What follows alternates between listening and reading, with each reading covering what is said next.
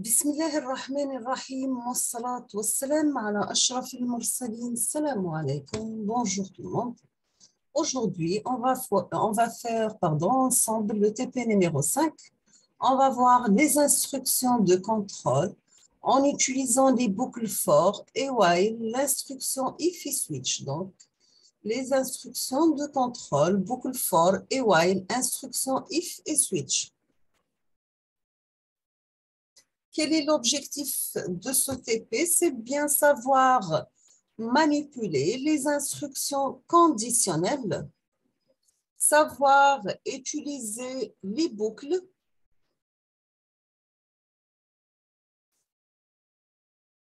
quelles sont ces boucles? C'est bien les boucles for et les boucles while, etc. Donc, savoir manipuler les instructions conditionnelles, utiliser les boucles for et while. On va commencer par l'instruction conditionnelle if, else. Quel est son principe? Bien sûr, elle permet de tester une condition. Si elle est vraie, le bloc d'instructions qui suit le test sera exécuté. Bien sûr. Donc, la syntaxe de cette instruction conditionnelle, bien sûr, c'est condition 1 est vérifiée, faire action 1. Sinon, et si condition 2 est vérifiée, faire action 2. Bien sûr, il faut que l'action 1 non remplie, mais l'action 2 remplie. Sinon, faire l'action 3, c'est que la condition 1 et 2 sont bien sûr non remplies. Toujours en MATLAB, nous avons le pseudocode précédent devient if condition 1 action 1, point virgule. Else, if, condition 2, action 2, point virgule. Else, action 3, point virgule, end. On va prendre un exemple pour expliquer ça. On vous demande de taper dans un script A égale input, saisir un chiffre. If A inférieur à 0, phrase, le chiffre num to string A est négatif. Else if A 2 fois égale 0, phrase, le chiffre num to string A est nul. Else, phrase, le chiffre num to str A est positif, and et 10 phrases. D'accord? L'instruction conditionnelle, cette fois-ci, switch. Nous avons que l'instruction switch permet de simplifier les choses lorsque le niveau d'imbrication des if-else est trop élevé. Donc, déterminer K choisi, c'est K1, action 1. Le K choisi, c'est le K2, l'action 2. Autrement, action 3. Si on interprète ça en MATLAB, on aura le code suivant. Switch case, case K1, action 1, case K2, action 2, otherwise, action 3, et on termine toujours avec end. Nous avons l'exemple suivant pour déterminer l'exponentielle ou le logarithme en base E d'un nombre entré par l'utilisateur. L'opération input, si vous voulez faire une opération de type exponentiel, tapez 1. /n, si vous voulez faire une opération de type log, tapez 2. Donc, on tape nombre égale input valeur du nombre à opérer. Switch, opération, case 1, B reçoit exponentielle de nombre, EXP nombre, entre parenthèses bien sûr. Case 2, B reçoit log nombre, otherwise, disque, mauvais choix, opération. Et on termine avec AND. Maintenant, on passe à la troisième partie pour le traitement répétitif pour les boucles. Nous avons que le traitement est répétitif, son exécution se répète plusieurs fois. Le nombre de répétitions peut être connu ou pas. On parle de boucle ou d'itération. Nous avons la boucle for en principe.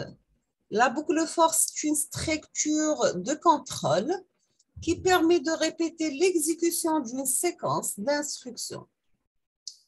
Donc, là, pour la partie programmation, on doit mettre l'incrément reçoit la valeur initiale. On appelle ça initialisation. Pour incrémenter, c'est la valeur initiale jusqu'à la valeur finale, pardon. Donc, pour incrémenter, reçoit la valeur initiale jusqu'à valeur initiale, valeur finale, action 1 jusqu'à n, ajouter 1 à l'incrément. Son équivalent en MATLAB, ce pseudocode devient. Donc, for i égale 0 to valeur finale, la valeur finale doit être initialisée avant, action 1, action 2, etc. On va prendre un exemple. Nous avons l'exemple suivant. Il permet de calculer la puissance carrée d'un ensemble des nombres entiers. On commence par CLC, effacer l'écran, effacer tous les variables, clear all. On va prendre comme valeur finale égale à 10, c'est-à-dire l'initialisation pour i, il varie de 0